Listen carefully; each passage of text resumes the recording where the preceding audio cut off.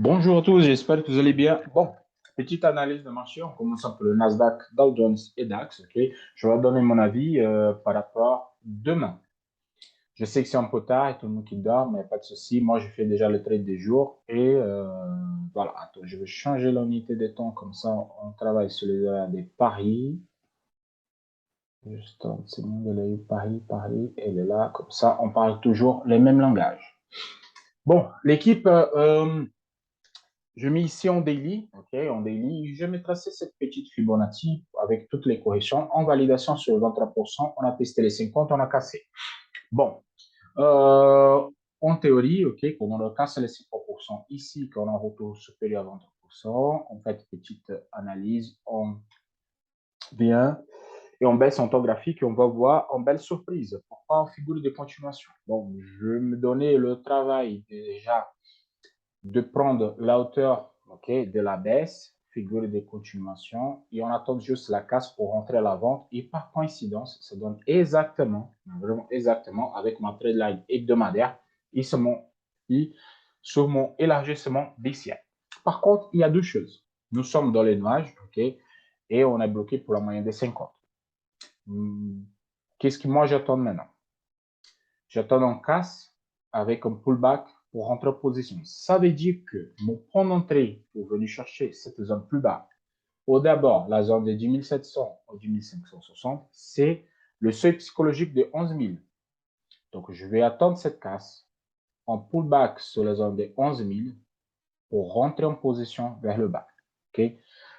Je pris déjà un point d'entrée ici à la zone de 11 200. Je viens de les clôturer, okay, parce que je vais diviser en deux étapes ce trade, parce que comme ça évite d'avoir qu'ils rebondissent et me sortent en break-even. Donc, moi, je sortis déjà de la position, ça fait mon trade des jours. Et maintenant, j'attends juste pour voir qu'est-ce que ça donne. Pourquoi j'ai dit ça? Parce que hier, le vidéo que je vous envoie hier, je vais vous montrer cette biseau ascendant que c'est en figure de retournement. Ça veut dire que ça monte, ça monte, ça monte, ça casse, pullback, il est parti vers le bas, vers l'objectif théorique. Par contre, lui, elle est coincée sur la moyenne mobile de 200 périodes. C'est pour ça que j'ai clôturé mon trade. Okay, je clôturé mon trade. Et maintenant, je vais attendre la journée de demain pour voir qu'est-ce que ça donne. On casse, pullback, on rentre en position pour venir prendre le plus bas. Comme ça valide sur le daily la casse des 61 pour venir chercher le 100%. Okay? Donc, c'est ça que j'attends pour demain. On va voir les news. Il y a pas mal des annonces économiques pour demain, donc faites attention. Le Dow Jones. Les Dow Jones en daily, en fait, il a fait une super bonne entrée hier. Okay? C'était une belle bonne entrée hier. Je n'étais pas positionné, je n'étais pas sur le marché, sur le Dow Jones hier. Donc, ça fait cette touche-là sur la moyenne mobile des 50. En plus, j'ai attendu cette touche depuis un bon moment. Donc, ça fait un bon point d'entrée. Et vraiment, je crois que cette fois, il vient de chercher le plus bas. OK?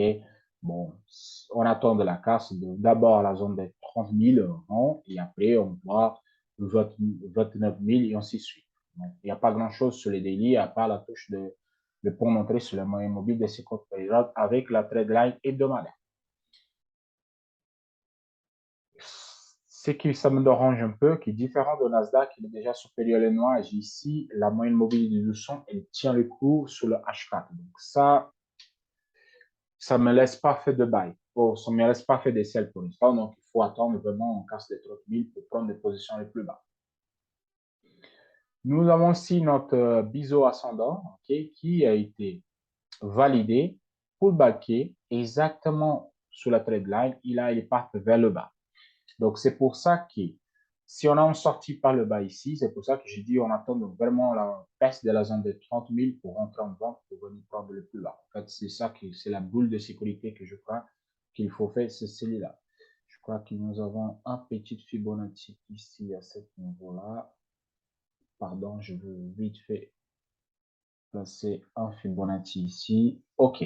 Donc, c'est exactement ça. Donc, on a si on en casse 30 000, ça fait le 38. La boule de sécurité, c'est ici à 29 800. Casse de 29 800. En plus, ça fait la même mobilité de son période pour venir chercher vraiment le plus bas. Donc, pour l'instant, on reste observateur sur les Dow Jones et on attend des validations. Le DAX. Le DAX aussi, hier, il a donné un super point d'entrée qui est à la vente. Pardon. Il a donné un super point d'entrée à la vente parce que c'est vraiment à la touche sur la trade line daily qui a été, comment dire, elle a fait des supports et résistances, et maintenant elle a refusé la résistance, tout à fait normal. Par contre, je me permets aussi de tracer en figure de continuation ici, en macro. Par contre, lui, on est au point de prendre les positions. Okay? Je vais attendre juste un peu pour rentrer sur cette position. En fait, c'est la casse des 61,8 ici qui ça va me permettre de rentrer en position pour venir chercher d'abord la base de la figure et pourquoi pas un pullback là-dessus pour venir encore plus bas. Donc, j'ai pris la hauteur ici, je reportais la hauteur. Ça donne pratiquement le 100% le plus bas. Donc, c'est le bon moment. Vraiment, c'était un bon moment de rentrer sur le marché et rester positionné à la touche ici. Ce que je dis, c'est pour ce moment-là, attendez la casse des 61 des Fibo, OK, à un niveau de 12 500.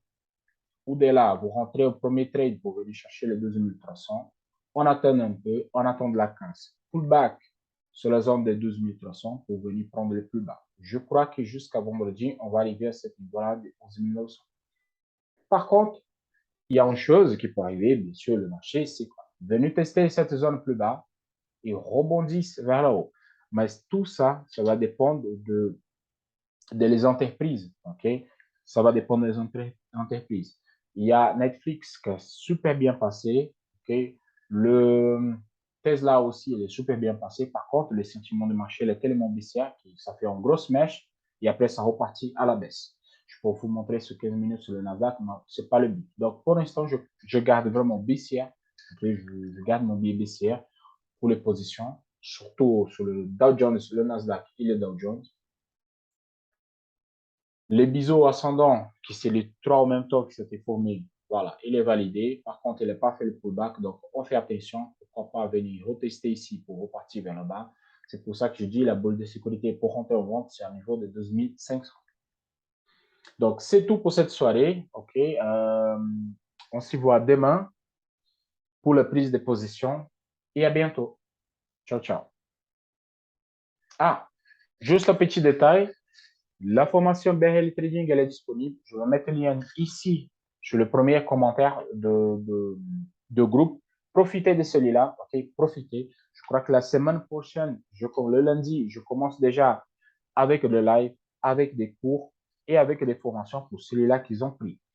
Si vous prenez plus vite, comme ça, vous allez moins de gens dans les groupes. C'est sûr que moi, je peux donner encore plus d'attention à vous. Donc, c'est à vous de jouer, c'est à vous de faire votre boulot, de rentrer, de travailler et d'étudier. OK?